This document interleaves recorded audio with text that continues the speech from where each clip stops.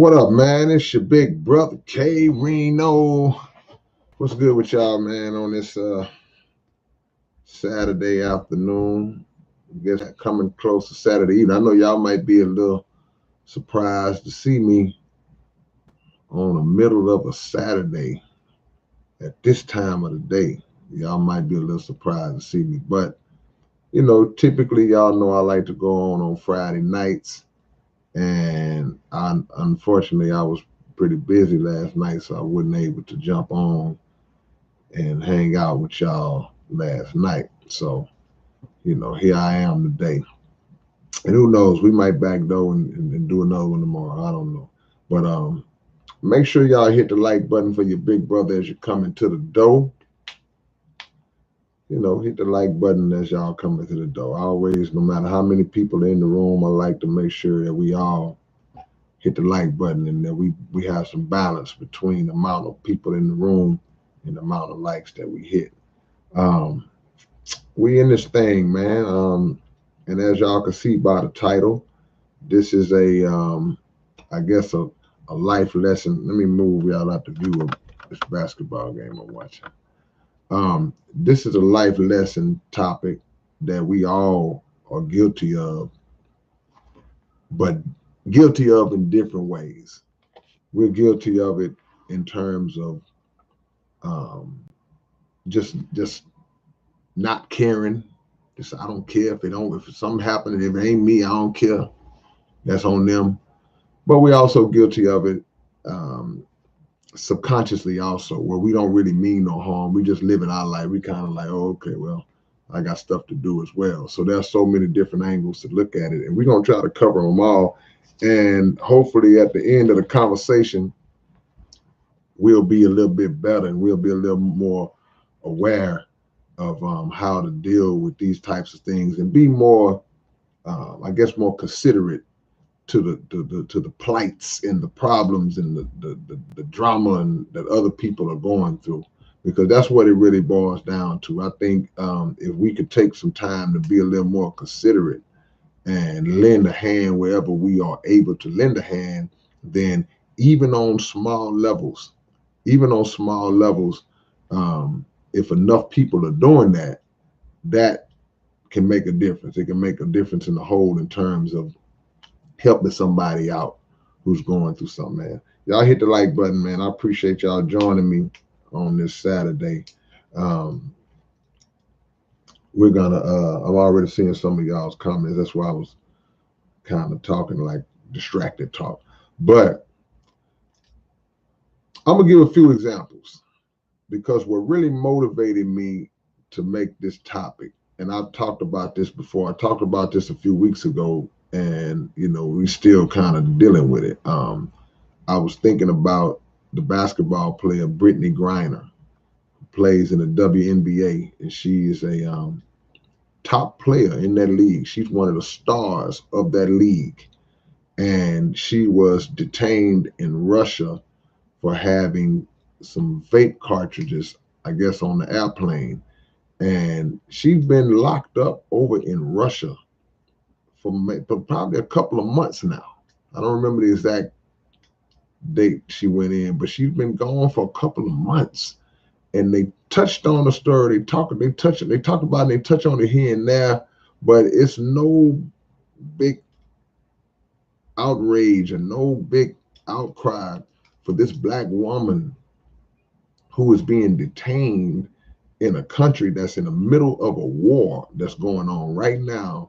And it's not to say that there's necessarily anything that can be done in terms of, sending somebody over there to get her.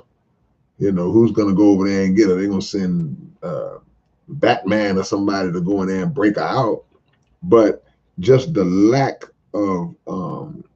seemingly lack of concern and attention that's being given to this, I think, just my opinion, I could be 10,000% wrong.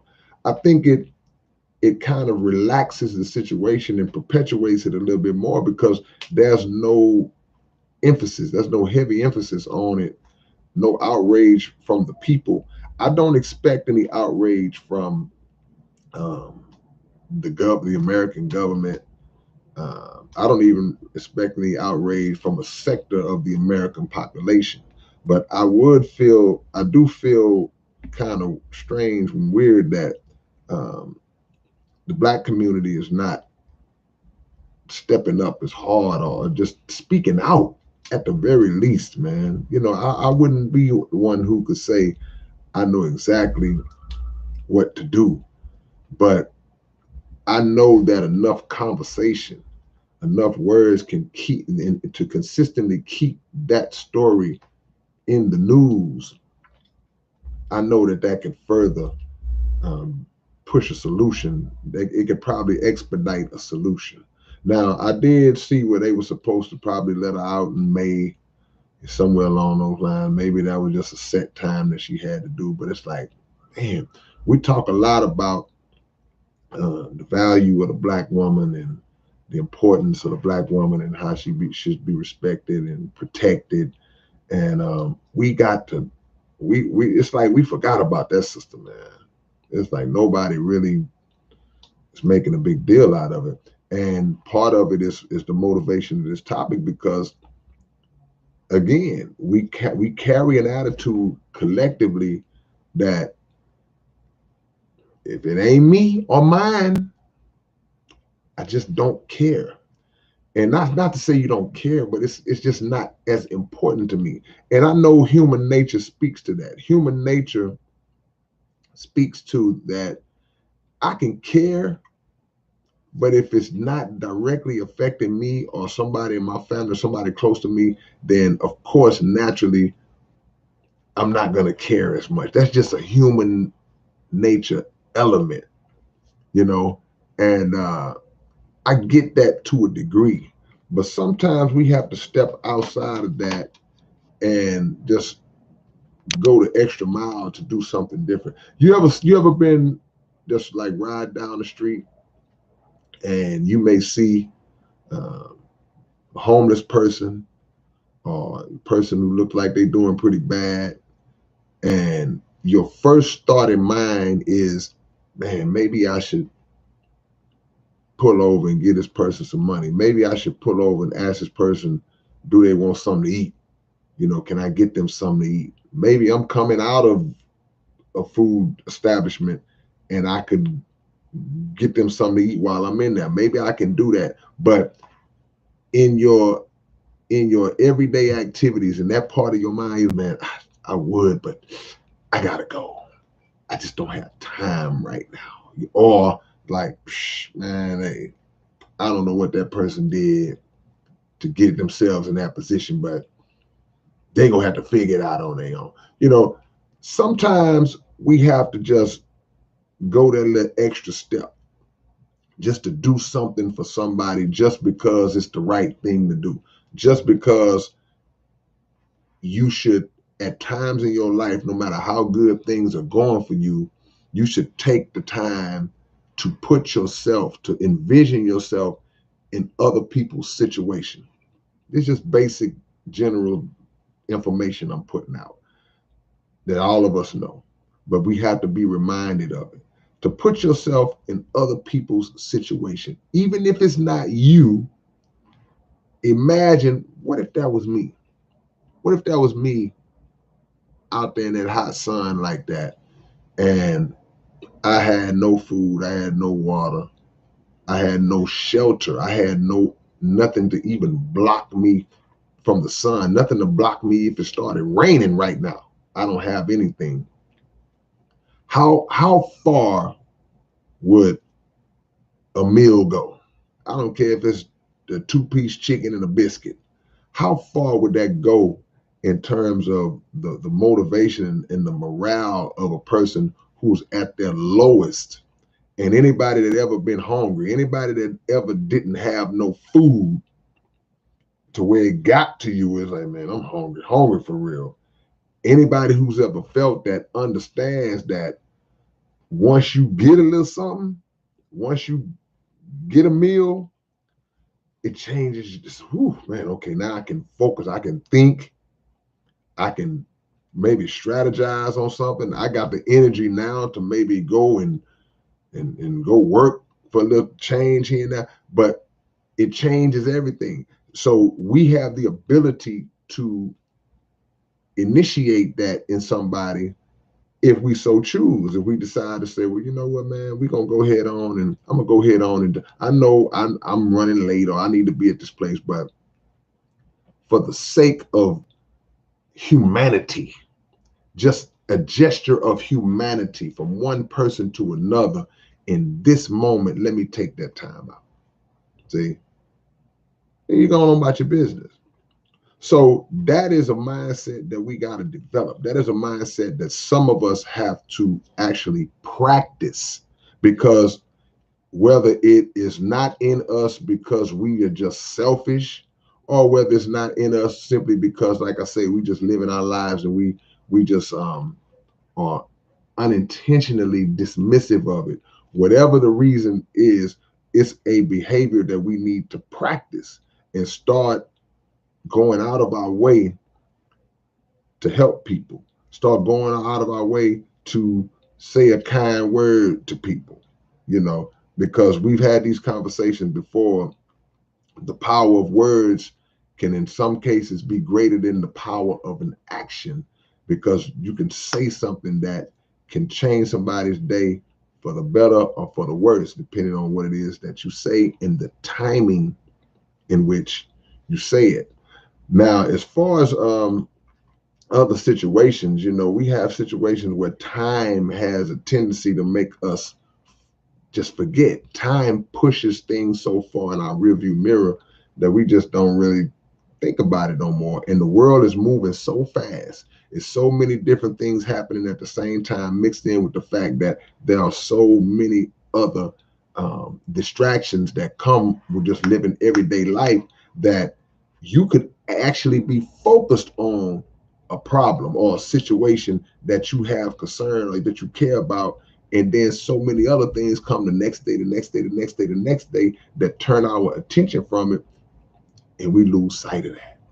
So that's where we got to stay focused. That's where we got to get to a point where we actually look at and say, okay, yeah, I know this is going on over here, but let me deal with this. It's like multitasking around the house. It's like multitasking at a job, where there are multiple jobs that need to be done, but certain ones have to be prioritized. Certain ones got to be placed above the other in this moment. Now I got to get this done first. And that's how we got to be, because at any moment, man, something can take our attention off what we need to be focusing on. And that is an experiment that is used on us every single day. The experiment, that distraction experiment, is used on us every single day. That's why when we see certain social issues, there are certain social issues that kick up, we'll be locked in on it. We'll be locked in on it. But when the enemy sees us locked in on it, and as a collective, then something else is tossed out there to take our attention off of it, or um, to suppress the importance of it, because now this other thing has been made to be more important. Or the this is the experimentation aspect of it. Or when people will look at a social issue and say, okay, now all these people are locked in on this particular issue and they're rallying behind this, and they know how important it is. We understand how important it is. Okay, but it can also be stressful. See, if you watch a film of George Floyd, a police officer kneeling down on the neck of George Floyd and killing him in real time, you actually are watching a murder take place, whether it be George Floyd, whether it be uh, Walter Scott, whether it be any of the brothers or sisters who have been murdered by law enforcement, whether it's Alton Sterling. We are watching murders take place. That's what we're looking at. We're looking at an actual murder. It's not a movie where they're gonna say cut, and the dude that's laying there with blood, he gonna get up and go to the trailer and drink some lemonade. You watched an actual murder, so that can be stressful, and they understand that.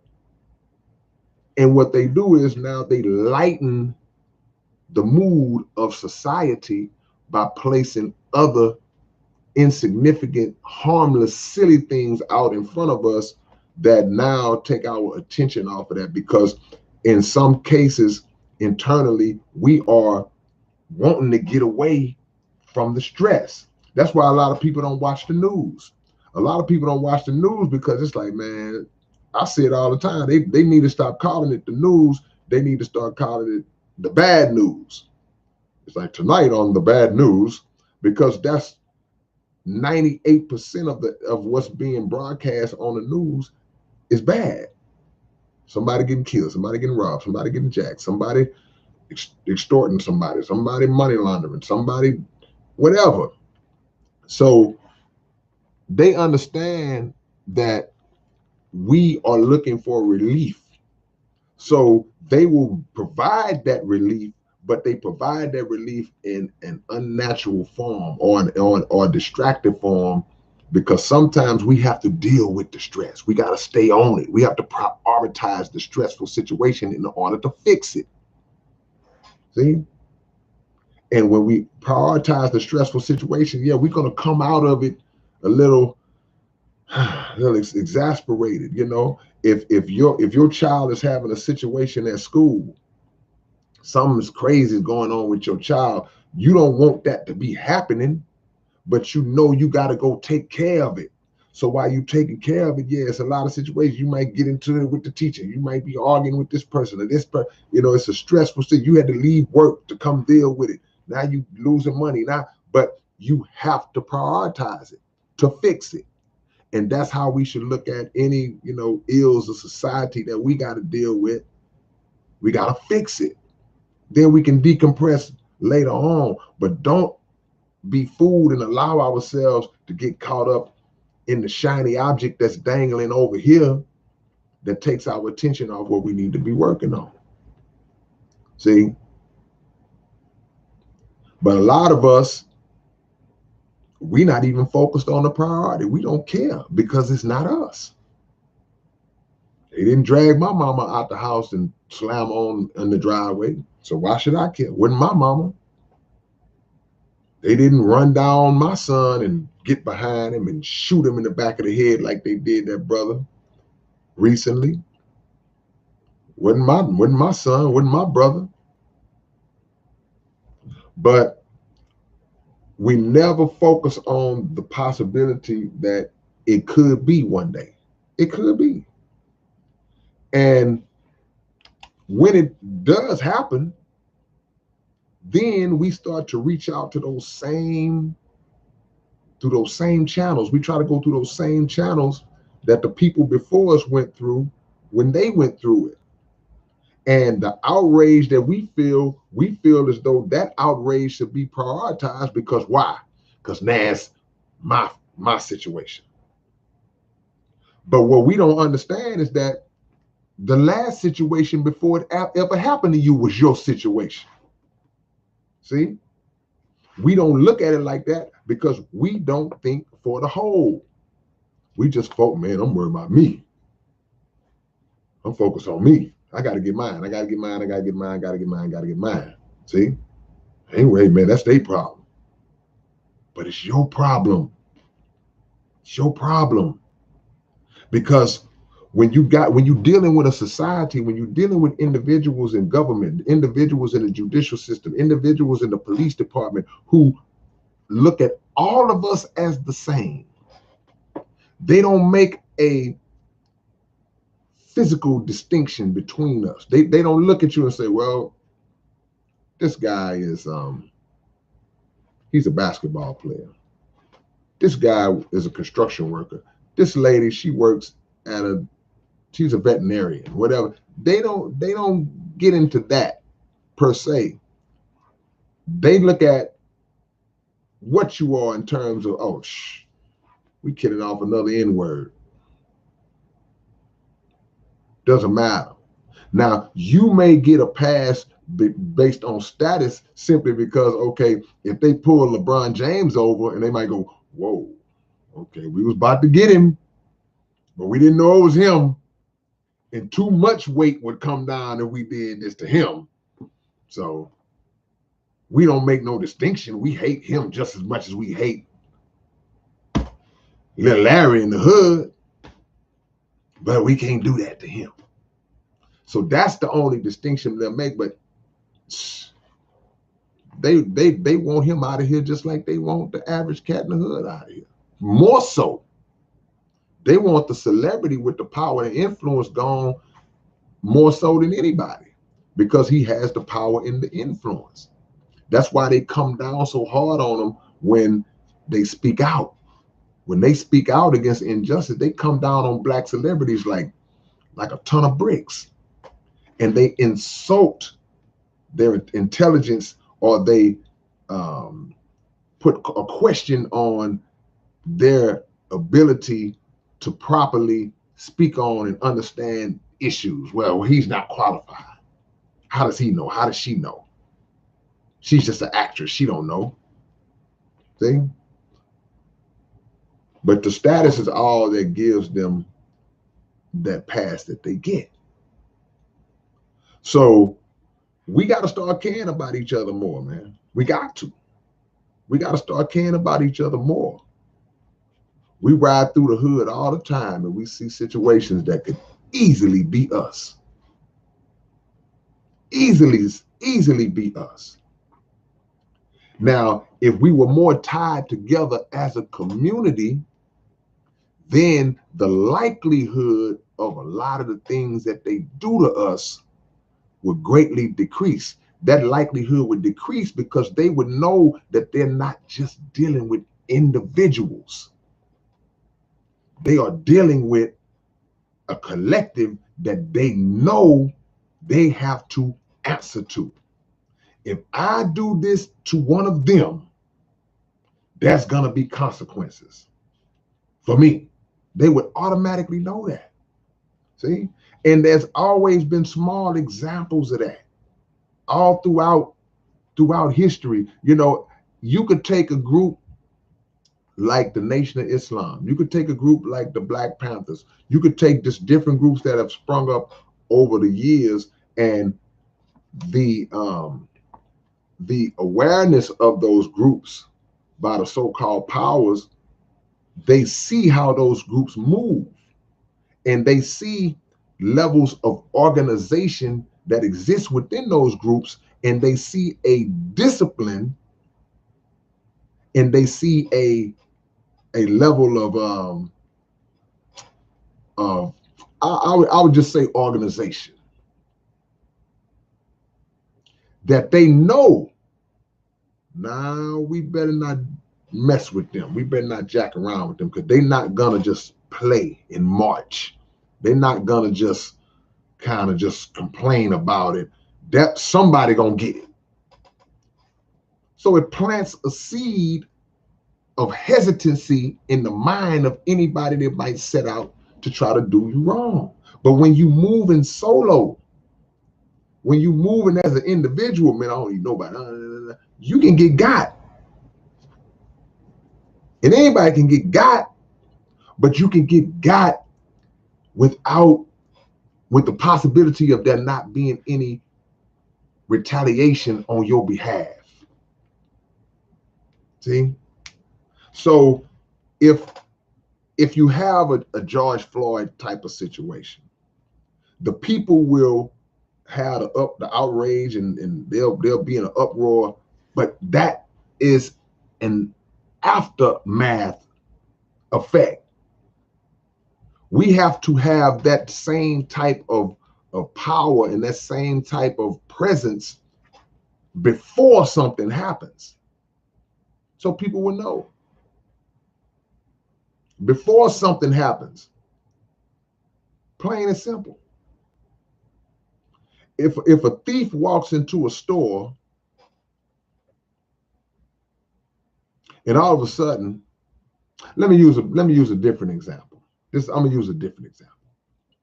Just say, for example, if you lived in your neighborhood, you live in your community, and a registered sex offender was just released, and he moves into that community, and he's required by law to let everybody know, hey, this guy's a registered. He had to let you know who he is. Your guard is already up against that guy. You're already looking at him, man. You better watch that dude. You better watch that dude. No matter, he could have been changed his whole life around, but in everybody's mind, we like, hey, man, where he going? Man, he walking way too close to that school bus right now. So that's a preemptive mindset. It's got to be the same way when we think about how we move. Like, okay, police pull somebody over. What if, as soon as they pull somebody over, 40 or 50 other cars just pull over too? Just kind of post up.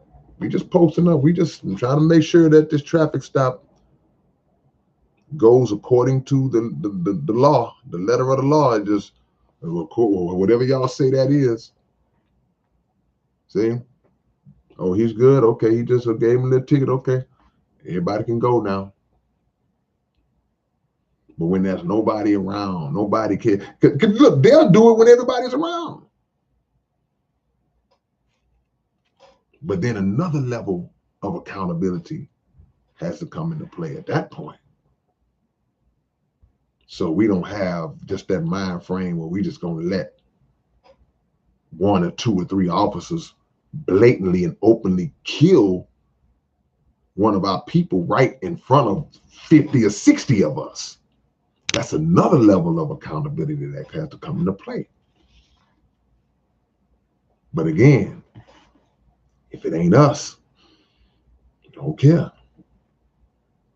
We should always be in a mode where we can ask people, hey man, is there anything I can do? And it might not be anything that you can do, but you try to do with what's within your ability to do. Hey man, this lady about to get kicked out of her house, man. She's $800 short. Nobody in our community should be kicked out of their home behind $800, $700, $500, $1,500 if this person is not a negligent, ignorant, irresponsible person who's just squandering off their money, squandering off, just being irresponsible. You know, you just hit a bad spot in your life and now you are in need of help. Man, you got a church on every corner. The church on every corner. It's people all in the community. It's no way we shouldn't be able to say, hey, Miss Jones needs $1,500, y'all. We get on Facebook and all that and talk about all this other stuff. A challenger catch on like that. We not only need to help Miss Jones get that 15, we need to help her pay her stuff up for the next 2 or 3 months. This is my opinion on stuff. And collectively, it don't take a lot to do that. Put something out online, boom, boom, boom, boom, boom, boom. Make sure there's somebody in place and a committee in place that makes sure the money goes directly where it needs to go. We don't even got to put it in nobody's hand. We go, okay, where's the rent office? It's just me just brainstorming on my little thoughts, man. But if we think the other way, we like, oh, well, man, hey, man, my rent, man, I struggle to pay my rent too, man. Yeah, but again, as a group of us, nobody's asking you to give her $1,500. We might not need but $5 from you. $5. Hey man, I can't. They wouldn't do it for me. See, that's the second thought that comes in. Well, nobody do it for me. I remember a long time. My rent. I got evicted in 2008. Ain't nobody come around. Okay, well, that's the problem. Because nothing like that was in place. Nothing like that is in place. So yeah, you fell victim to it. So you more than anybody should be like, okay, you know what? I ain't gonna take that approach. I'm gonna take the approach that I don't want to see nobody have to go through what I went through. That should be the mindset of anything. Not, well, hey, I had to go through it. You got to go through it too. We shouldn't think like that. Shouldn't think like that.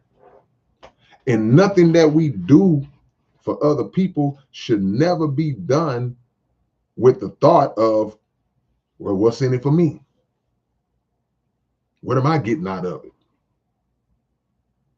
Am I going to get my money back at some point? And there are people who they'll try to test that, you know, especially if it's a situation where they have given money to an organization. And man, you know, I donate from time to time to this particular organization. So now when I call y'all, hey man, my car broke down. I need $200. It's like, well, no, well, bro, that's not what that's for. That money was not for that.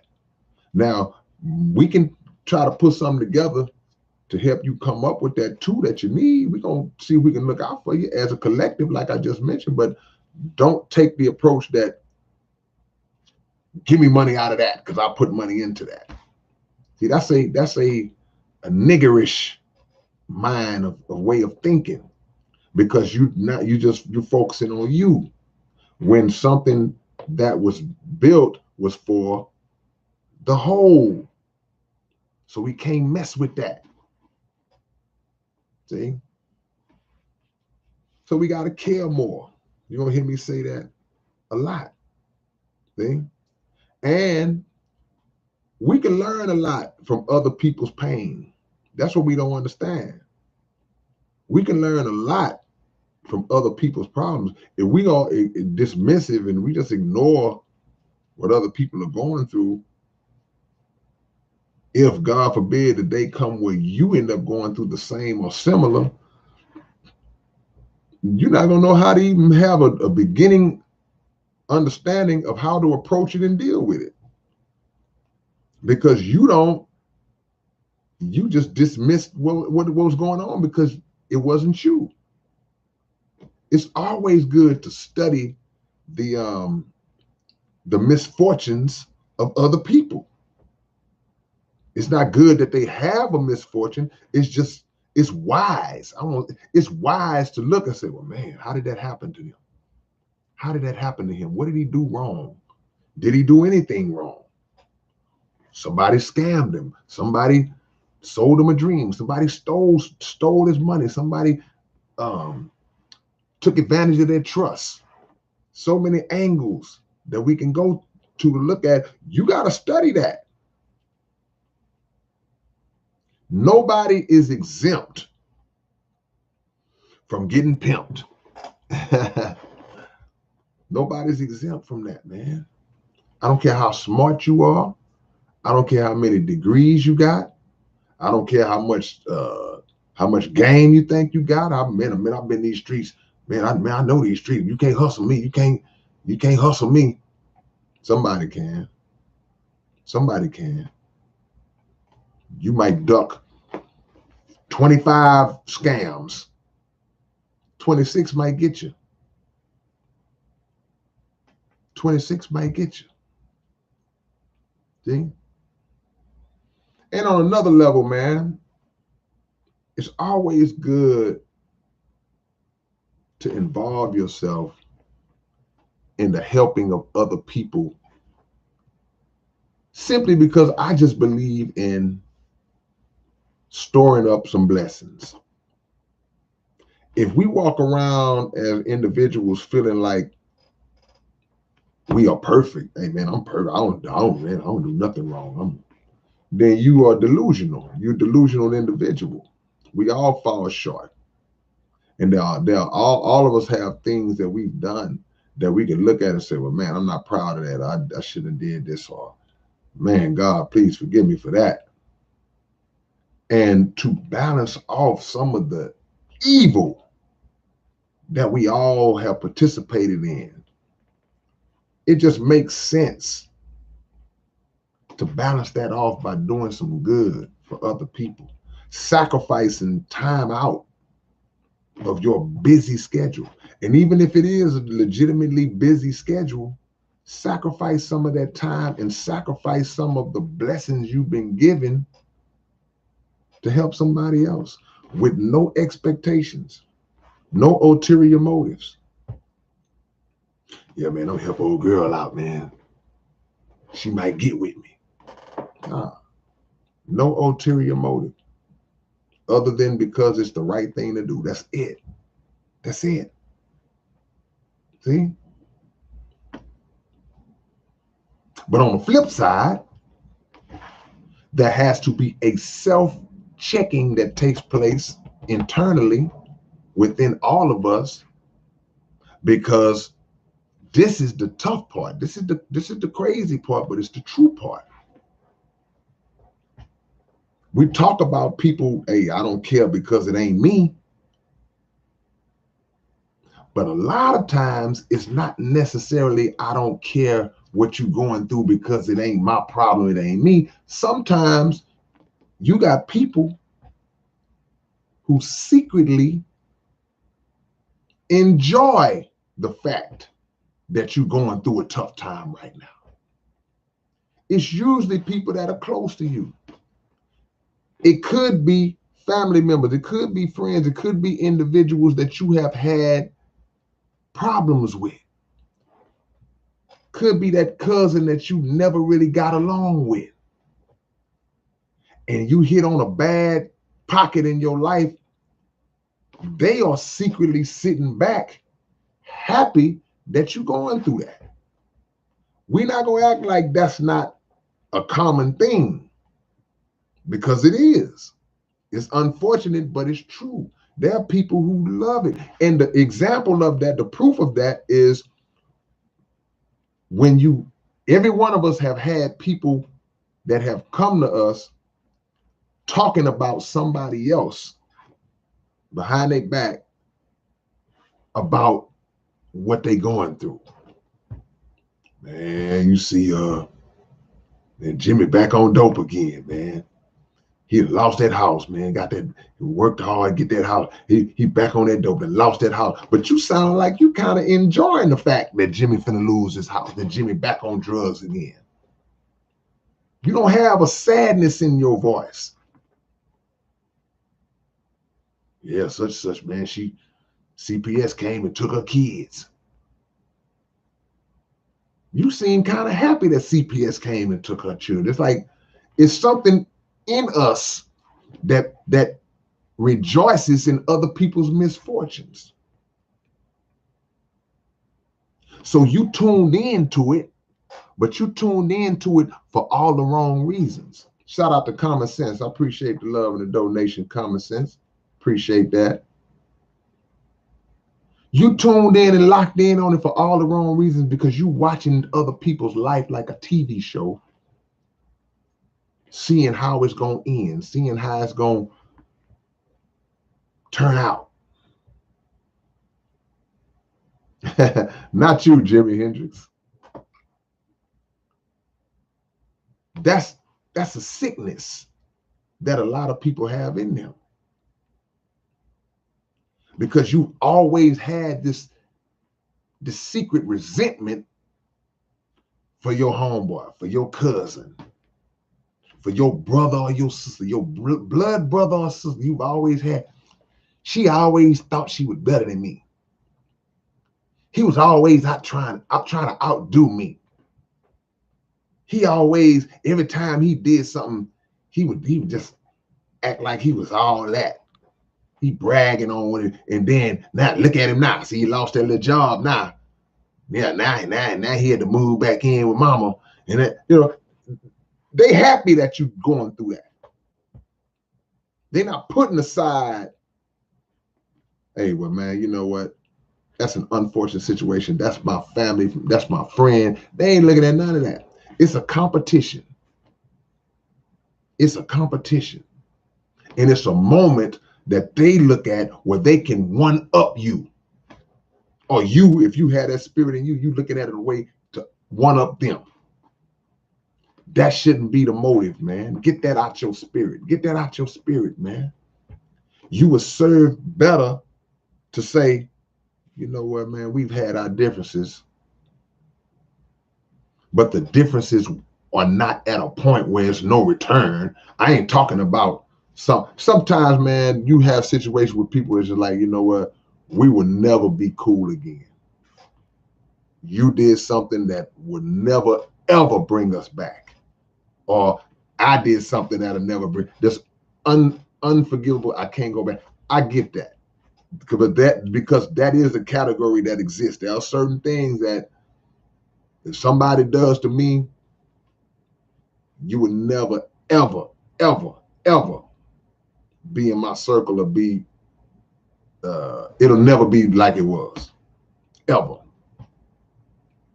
But I'm talking about general basic stuff that you have allowed to fester and turn toxic over time, that in reality wasn't that serious. But now the dissension between y'all is that serious. But in a moment of crisis, nah, it's time to step up for my friend or my family member and put that to the side. And again, it will only benefit you. It'll make your life better, because once again, we get caught up in the situation. Well, he ain't never did nothing for me. We get caught up in how we feel about that person in that moment. But the thing that's overlooked is we can never overlook the possibility that regardless of that, it could still be you one day. Still be you. You ain't gotta be lovey-dovey and best friends with them no more, but it ain't nothing to say, man, you know, I don't want to see you going through that, man. Hey, man, here's $100, man. Just send it to him. You don't even want to be around him no more. Hey, man, I cashed out you $100. Let me see what y'all talking about, man. We trying to break that mindset of us feeling like if it ain't me going through it, I don't care. David Brown says, yes, brother, we all have to look into the mirror before we step out every morning. Absolutely. We got to look into the mirror to know again that we ain't nowhere close to being perfect people, man. Nowhere close to being perfect people. See? We go through the same stuff. Think about that.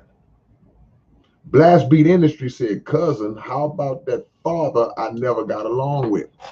Yeah, if you and your father never got along, you have to assess the situation and say, well, why did we never get along?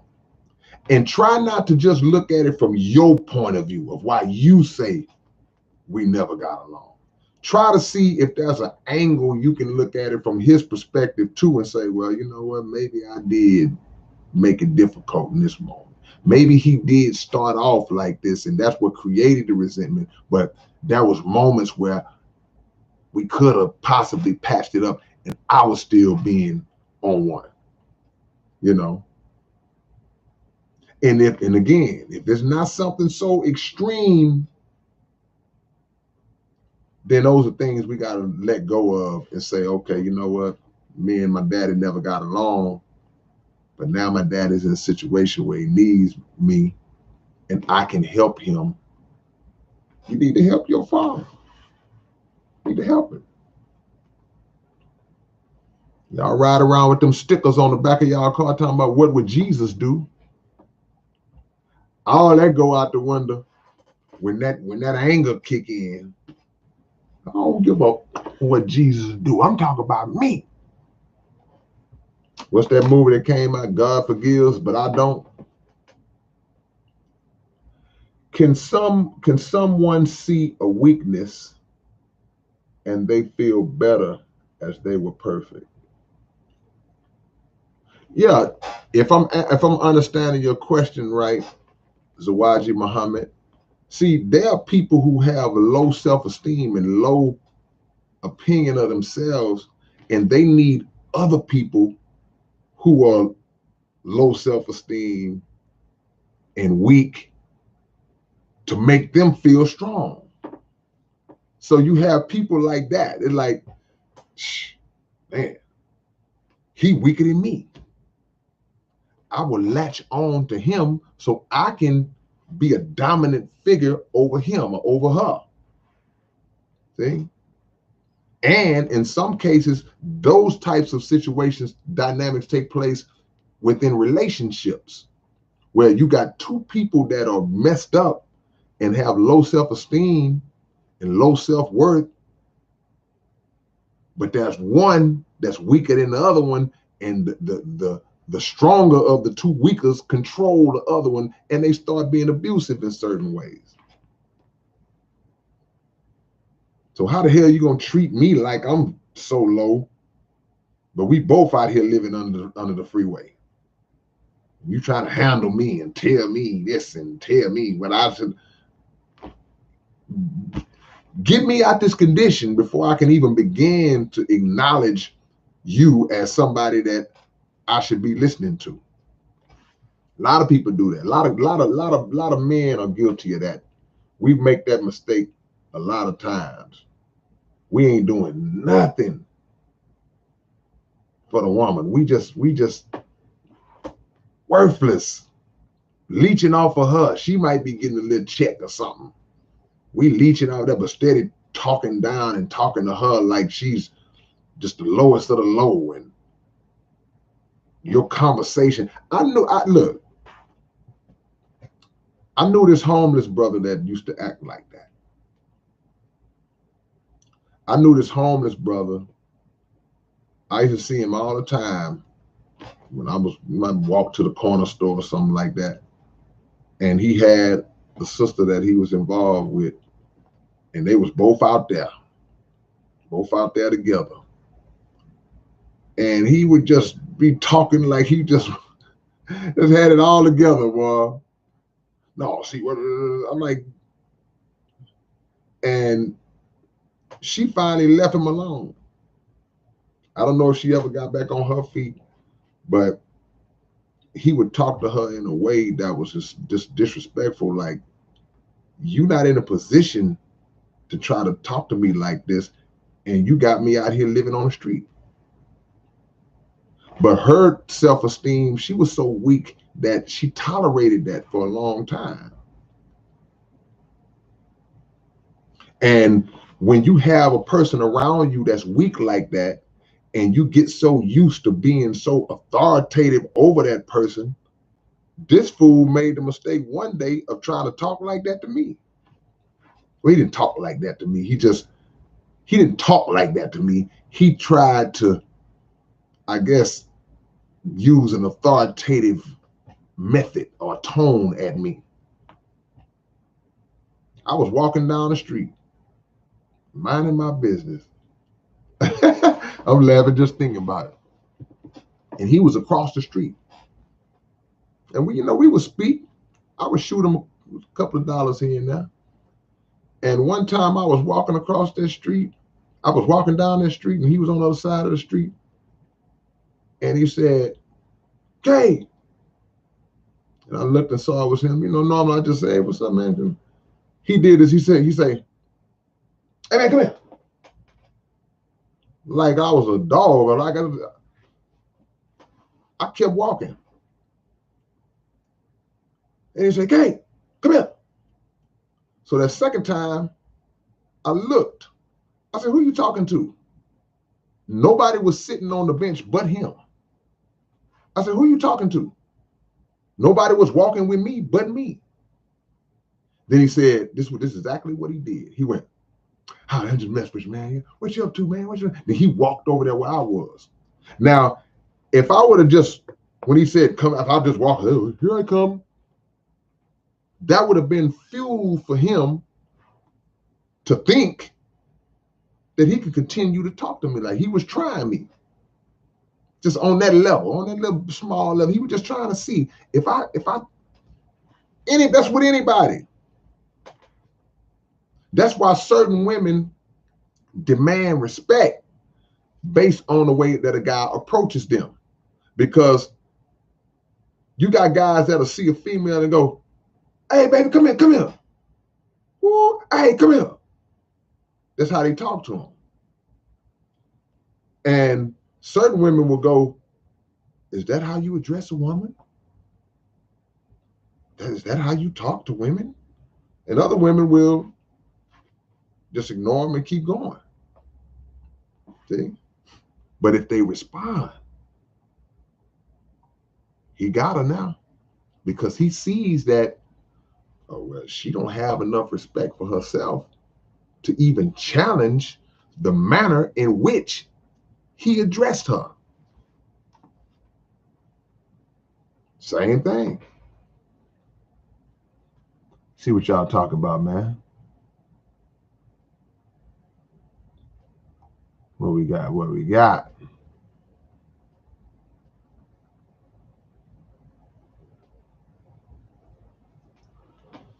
Sister Waji Muhammad said, I asked myself, it's not humorous to hear a problem, but just wait to respond, even if I think they had an answer. Yeah, you got to be patient. And you got to hear people out. Sometimes people don't want your answer. They just want your ear.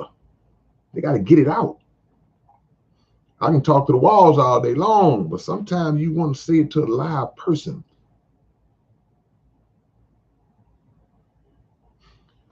He was probably all she had till she found someone. Yeah, that's possible. Talking about the sister, the homeless sister and the brother. He was probably all she had till she found someone. But the truth of the matter is, he was probably all that she thought that she had until she found someone. And the someone she might have found might have been herself. See, sometimes we think that abusive person is the best we can get. That's the best we can do. You know why we think that? Because on certain occasions, they've said that to you. You ain't gonna never find nobody better than me. You ain't gonna never find nobody like me. You don't find nobody to put up with all of that. They'll say stuff like that. See? And we're not off the subject. We just going into little intricacies of it. Blast Beat said it sounds like prison behavior. Common Sense, appreciate the love once again. Can you tell us some funny and crazy stories of people? I got 1 million of them.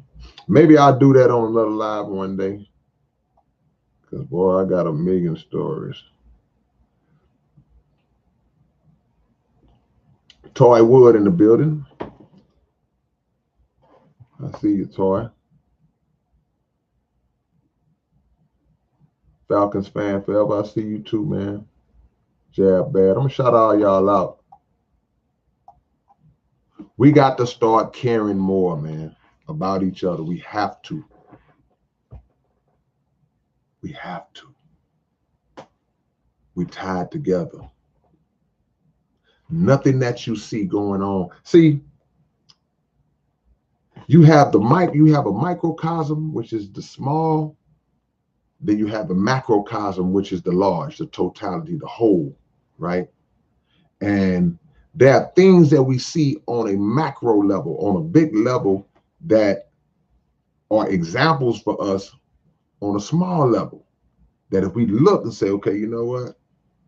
We can't think that that's too big to where something like that can't affect us. It's like when you talk about when you see famine overseas.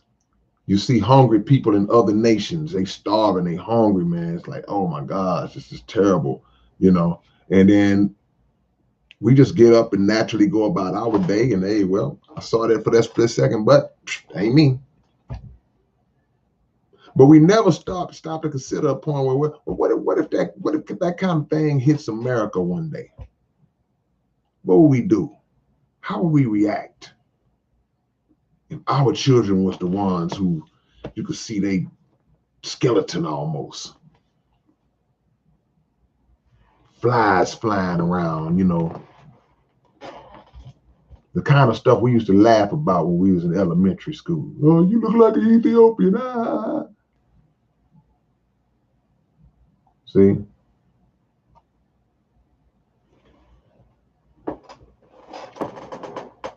And the biggest mistake, one of the biggest travesties that I see, particularly in the Black community, we seem to care about everything else except us. Everybody else's problems, we just, oh, that's so sad. That's so terrible. Oh, I feel so bad for those people over there. But you catching all kind of hell right here. And you don't feel bad for that brother, that sister that's going through hell right next door to you. I don't know that nigga. See, I say this all the time. We wired up. Our wires are crossed, man. Our wires are crossed. We will see things going on in another nation, and you may see people that appear to be oppressed, people that are oppressed, people that are struggling, going through it, and you be sitting there shedding a tear. You'll change your whole Facebook profile to represent support of them, not factoring in the centuries of struggle and oppression that your own people have went through and continue to go through. We've been made to sympathize with everybody else and hate ourselves. See? Sister Lindsay say we'll see a whole lot of selfishness. And the reason why you probably right about that is because we already see it. We see the selfishness in those who already have a lot. Those who already have a lot will look at those who don't have anything or don't have much, and they'll say, hey man, it ain't my place to take care of you. No, it's not. It's not your place to take care of another grown man, another grown woman who has the ability to take care of themselves. But we also have to understand that misfortunes occur in certain people's life. Things happen. And when things happen, those who don't have, those who have are required by the Creator himself to give out of what you have been blessed with in order to help somebody else. Didn't say take care of them for the rest of their life, but to help, just lend a helping hand in a moment where you can help somebody else. Not to say, well, man, that's on him. So we see the selfishness already. We already see it. Somebody showed me some love and I missed today is Miami, Florida, my brother. When you coming back to the H, man? He says, people will stab you in the back and ask you who hurt you. Absolutely. I don't trust and I have every reason not to. My own mama did me in. And you know, the saying goes, hurt people hurt people. Hurt people hurt other people. And like I was just telling the brother who's asked about his father, sometimes we don't always know the root of why a person acts the way they act, does the things they do, have done some of the things that they've done. We don't always know what's at the root of that. And because they've hurt us and because they did us so bad, we don't care to even investigate to find out. But that could be things that happen to mama, happen to daddy long before we was ever around, or things that we didn't know that happened that have affected them and traumatized them or shaped them in such a way to now they are acting that out on us. And all we see is, hey man, why you dogging me out? But if we find out, oh man, I didn't know that this happened to my sister or to my brother or to my mother or to my father, to my whoever. Then you go, okay, yeah, that explains a lot. Now, that don't make it right, but it explains why certain behavior patterns are carried out. And they lash those behaviors out on those who are closest to them. That's just the way it goes. So when you come to that understanding, okay, you know what, you pray for that person, you try to offer any kind of help you can offer to that person, but then there's a limit to that. When you reach the point where, hey, you know what, I did all I can do. Don't even matter. Hey, man, I did all I can do for mom and daddy, little sister. I'm out. Take me out, coach. I'm out the game.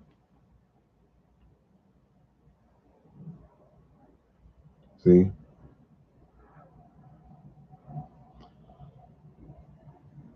We have to go through struggles ourselves before we know how much we can help, in my opinion. Learning the hard way, but it's a lesson nonetheless. I mean, to a degree, but also it's just about helping because it's just a good thing to do. See? Knowing how much you can help is based on how much knowledge you have in turn, or just how much heart you got. It's like, man, you know, because there's help that's in a comfort zone, then there's sacrifice. When in sacrifice is not in a comfort zone. When you sacrifice, that means you're going outside to come in. I really don't have it right now, so I'm going above and beyond. This little $10 I'm giving you is huge for me right now. That's a sacrifice. That's when you, whew, Lord, I hope I get this back. See? What is y'all talking about, man?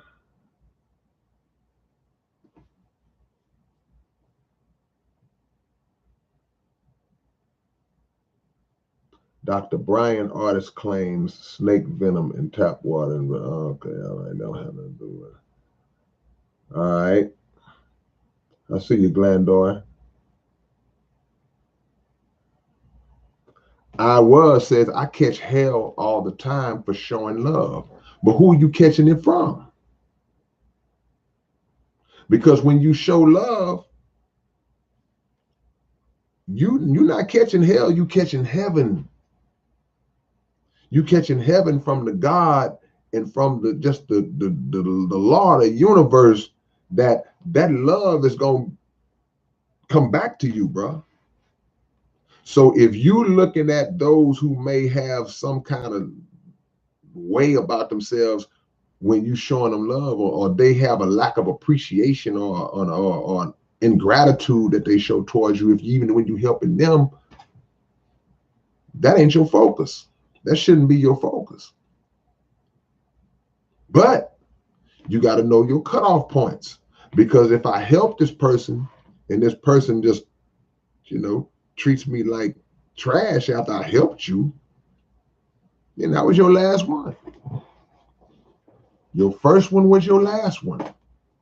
Or it could have been your fifth one. But if you there's some people who get too comfortable, and that help that you give them that they were so appreciative of early on, it becomes an expectation from them. Now it's like, hey man, I ain't hear from you the other day, man. I needed that little $50 you be dropping on me. It's like, hold on, bro. Now you talking to me like I owe you something.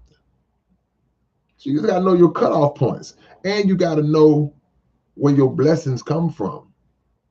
I'm not finna let you give me hell and I'm showing you love. I'm not finna allow you to do it, because I'm not finna allow myself to endure that.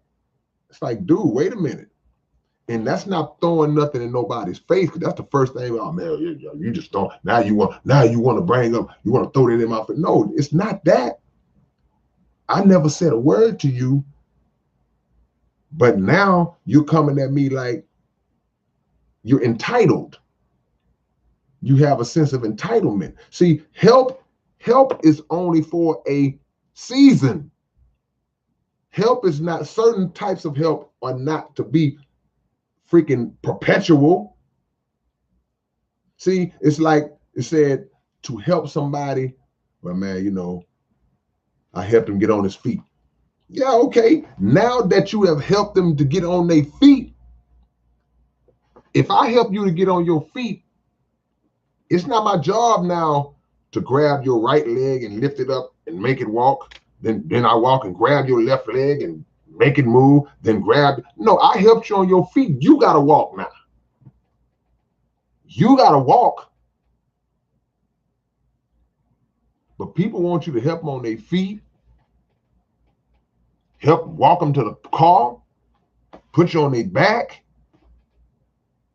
Then they on your back. They complain that you walking too slow. Man, speed up. And, oh, you heavy.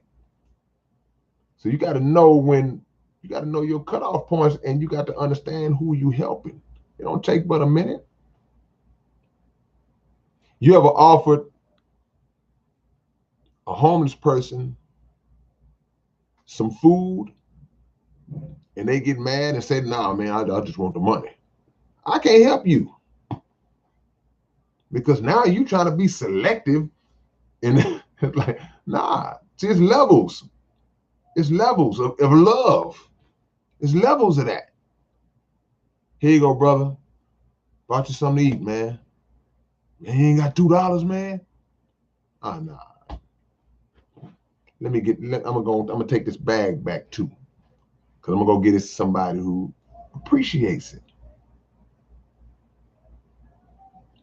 See?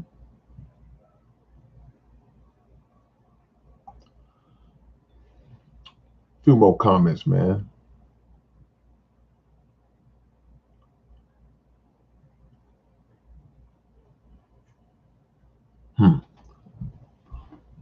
Oh, Diazo, I have a rule about all this, though. I only help people who are willing to help themselves. People who believe in the devil suffer and die. Sometimes you don't know who's willing to help themselves. Just don't. You can assume. People are master manipulators. They have the ability to lay out the presentation in a way that will sell you over, like an advertising executive. It's like, man, you really sold me with that pitch. Then you find out later on that it was some BS. So you don't always know who's willing to help themselves. That's why sometimes it takes 2 or 3 jabs. You got to take a couple of jabs. Okay, now I know who I'm dealing with. So when we see people going through things, man, let's not be so dismissive. Take the time to ask somebody, are they all right? Take the time to ask somebody, man, you want to talk about it? I ain't tripping. If they call you, don't want to talk about it, lend the ear. You might be watching your show. Technology is different these days. You can actually pause live TV. You ain't got to miss your show, because that little bit of time that you give somebody might have been a difference between them regenerating or them taking a bottle of pills and killing themselves. Or just doing something, maybe not that extreme, but just doing something out of pocket that you could have offered one word or one tidbit of advice that could have made them say, okay, yeah, I didn't think about it like that. Yeah, you're right. I ain't gonna go in there and blow up the building tomorrow. You're right. Expectation is sometimes sickness that can sometimes throw you out of your game and make you lose sight. You're supposed to be happy. Yeah, true indeed. True indeed.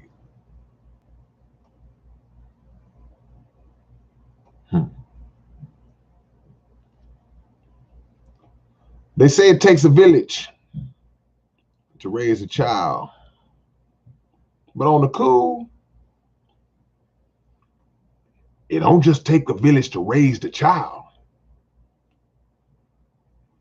Because that statement never spoke about, it never specified the definition of child. We just assume that it only means little bitty children. It's a lot of childish adults. It's a lot of adult age, immature people who are lacking knowledge, wisdom, and understanding that they, in some aspects, can be classified as children. So it takes a village to raise the child, but children of all ages. You ever say, come on, children of all ages, welcome. You have children of all ages. So there are grown people among us that we need to be educated. We need to be raised too, because we may have come up in an environment where the raising of us when we were little children, it wasn't appropriate. It wasn't efficient. It wasn't on point, because maybe the people who was raising us was still in a childlike mind, in an immature mind. So yeah, it take a village to raise a child. That means everybody got to contribute to everybody. Man, that man 32 years old. I shouldn't have to tell. You right, you shouldn't have to, but you might need to. You shouldn't have to tell him, but you might need to tell him. Because just like an actual child, believe it or not, some of y'all might disagree when I say this.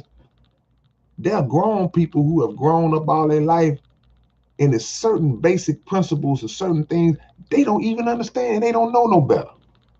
Y'all might not agree with that, but the life that they've lived and the way they've come up, they were never taught certain things. See? Some of us were grown men and women, 25, 30, 40 years old, before we found out, wow, Jesus wasn't born on December the 25th.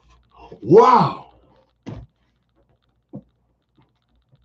Because certain things have been instilled in us, certain lies have been instilled in us from day one that we just accepted as the truth because of who told it to us. So then you find out the truth later on, as well as other bodies of knowledge that we never knew. It's just one of this baby example. And then you're like, wow. Your eyes become open and you start to become mature in your knowledge and your wisdom and your understanding, right? You start to become mature in that. Now you are growing in that understanding. But some of it took 40 years for some people to know this stuff. We never asked, why is my last name Wilson? And I'm a black dude. Why is my last name O'Reilly? And I'm a black guy. How'd that happen? If our ancestors are not originally from this continent, it doesn't make, how did it get to, we find things out and then the atom gets cracked and we like, oh, wow. So a lot of us walk around in the conditions that we live in our communities. We never question why these conditions exist and seem to be more prevalent just in this community. We just say, oh, well, that's how it is, man. We just poll. We don't go to the source. So to offer a word of advice, a word of wisdom, that don't just apply to little children. Got to get that to everybody to make us better. I can't see somebody just walking in the middle of the street. We were out here, and I'm driving and bring around this Negro and keep going. We gotta be able to say, hey, brother, hey, hold on, man, you all right? Come on, walk to the side with me, man. Let me get you out the street. You gotta try. Do what you can do. Store up your blessings. Don't be fooled by when your life is going so good. Don't get fooled in that. Understand that when you just, man, I just closed on a house. Man, my children are doing great. I got plenty of money in the bank. Everything is great, man. Perfect health. Everything is wonderful, man. Don't be fooled by that. That's a test for you. Don't relax in that. See? Don't relax in that. Look at that as saying, okay, God, I'm doing pretty well right now. What do I need to be doing to share this? To continue to give others, to share this blessing that you've given me. What do I need to be doing? And usually those answers are not hard to generate. See? Those answers are not hard to generate, man. Just do what's in your heart to do. Because the first time something that you saw happen to somebody else happens to you, the first time you see that, you're going to want to you're going to want to snatch hell below and heaven above and slam them together because it's you. And in our arrogance, we feel like everybody's supposed to stop for me. Hey, man, y'all drop y'all locations, man. Let me know where y'all at. Drop your locations. Tony said, I think when they abolished slavery, they actually started new modern slavery, and the timeline is fascinating. But I mean, yeah, of course. Of course, that would, see, I always have to give my "this is why I love Farrakhan" moment. I was listening to a speech from Minister Farrakhan years ago, Tony, and he was talking about the word emancipation. And he went all the way to the root of the word emancipation. And as we know, Abraham Lincoln signed what was called the Emancipation Proclamation, which was a proclamation that was said to abolish slavery. But to your point, when you talk about from that physical bondage to that modern day version of slavery, he said that the word emancipation comes from a root word that means to free from my hand, but not from my control. So we take the word emancipated as meaning free. Yeah, free from your hand. I don't have to, I'm not being forcibly caused to do this, to get in the field and do this and pack this, but I'm still under your control, your way of thinking that had been instilled, because in your comments you put 1800. Now, according to the Honorable Elijah Muhammad, well, I'll say this, according to general history, just traditional history in terms of slavery, we were brought over here in 1619. But the Honorable Elijah Muhammad says that we were actually first brought over here in 1555. So if you subtract 1555 from 1863, when the Emancipation Proclamation was signed, right? Somebody give me the math on that, because my math is not quick.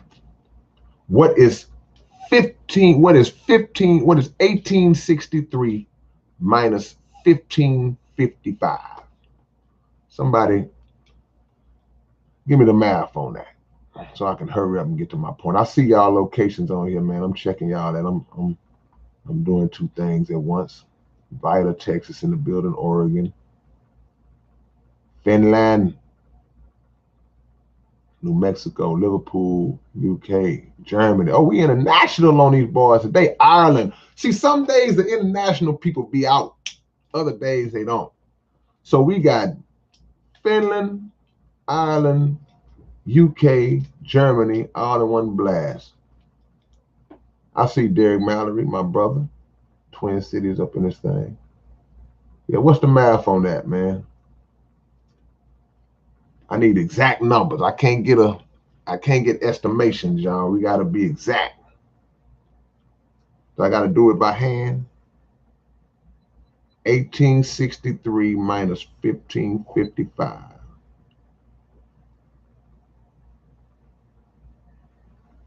That's 308. Okay, straight out. Good looking up. 308 years. So you're talking about 308 years of physical slave labor combined with the same 308 years of mental conditioning and mental breaking, the breaking of a mentality, the mental and spiritual breaking. 300 and something years, that's a long time to instill those types of that thought process into generations of people that pushes forward into future generations. See, that ain't lightweight. That ain't something you can just look at and say. That's why when people always try to say, "Oh man, quit talking about slavery. That was a long time ago." That they don't factor into that, or they just ignorant, or they just following an agenda.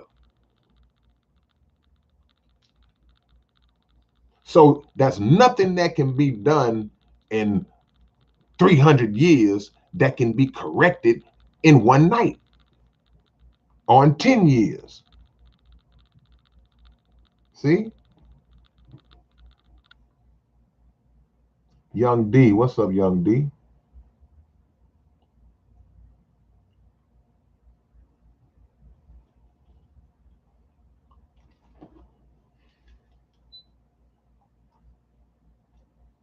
So if you are one of the people, and this is how we're going to conclude this thing. If you are one of the blessed individuals who have obtained some knowledge, if you have obtained some little money, some material blessings that come and go, if you're one of the people who have obtained these types of things, some general wisdom, just some common sense. Some people born with common sense, some people just don't have it. Some people got 9 degrees and ain't got no common sense to know how to just navigate in just a general regular situation. Y'all give me to 100 likes too before we go. See? If you are one of those people who've been blessed like that, then what you need to do is pass that blessing on to other people. If you know it, share it. Don't just let somebody just go astray and you can tell them something that can help them. Don't just watch somebody struggle. We should be trying to make each other better. But some of us had in mind frame like, man, I'm gonna make him go through what I need to go, what I went through. He need to go through what I went through. So anytime we see one of us dealing with a painful situation, dealing with a situation of trauma, dealing with whatever it is, man, don't just turn a blind eye, man. We got to stop turning that blind eye and using the excuse that, man, I'm busy, or the excuse that, man, I got problems too. Oh, we know that. We understand that. Everybody do. If you ain't got no problems, just raise your hand in the likes. I want to see if a hand come up. If you don't have any problem, if that's not nothing, you know, you being sarcastic if you, because everybody got something that they're dealing with. Some are bigger, some are smaller, some are in between, but you got it. There's something internally that you're dealing with. See?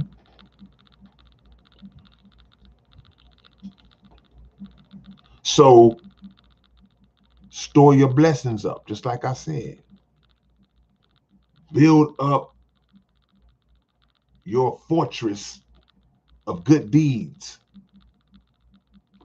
Jovan says, I'm dealing with fear right now. Well, see,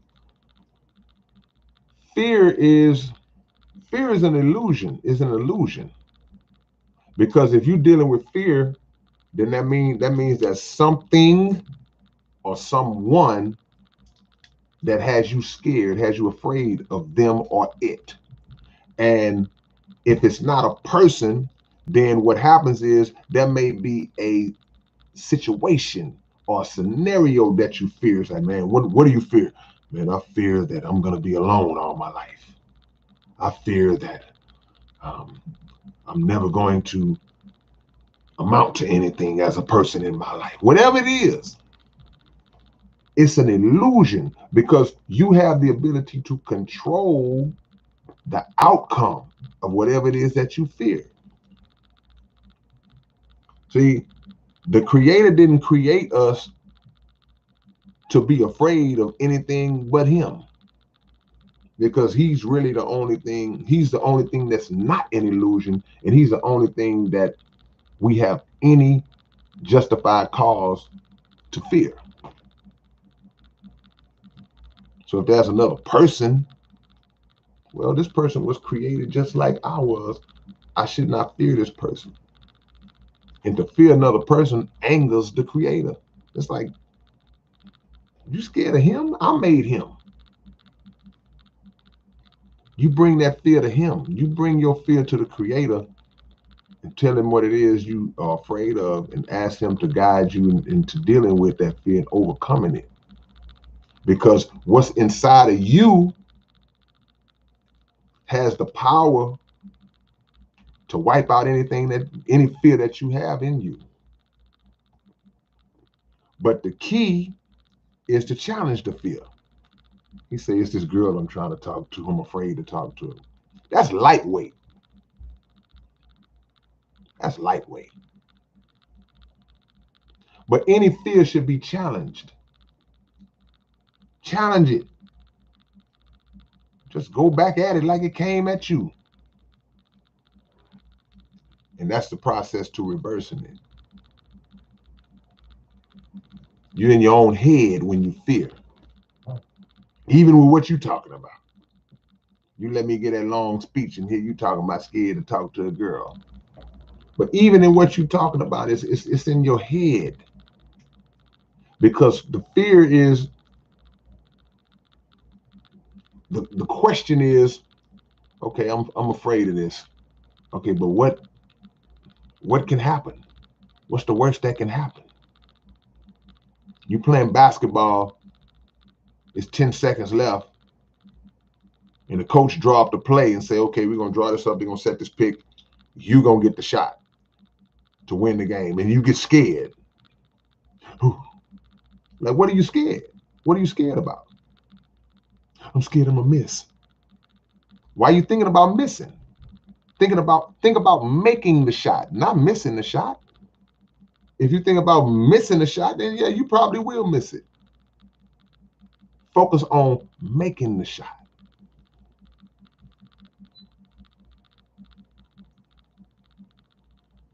I'm dealing with mental illness. Life ain't fair, but the Lord got us all. That's right.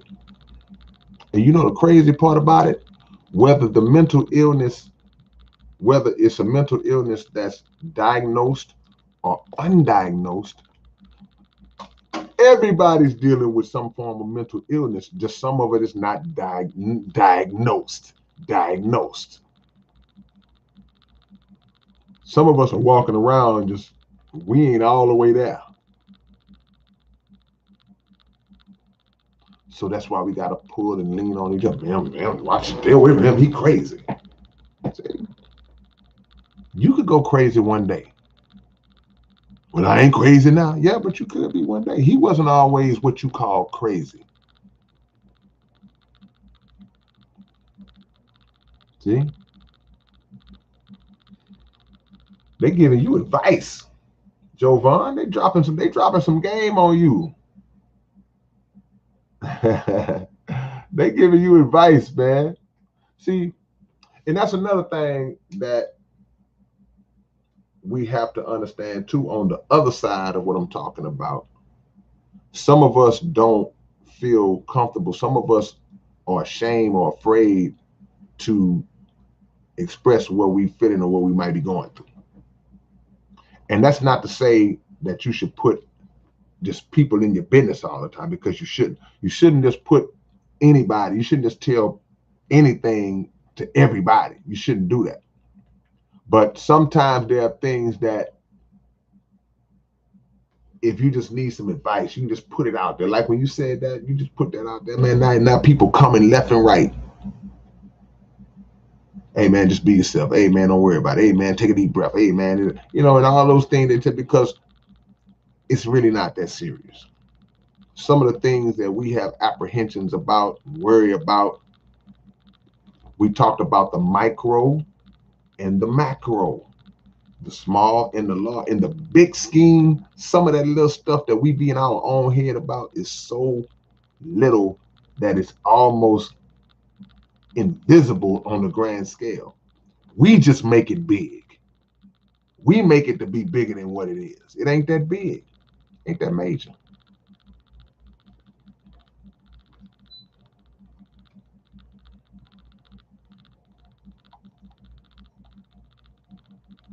Hey man, y'all be easy, man. I always appreciate the love. Peace.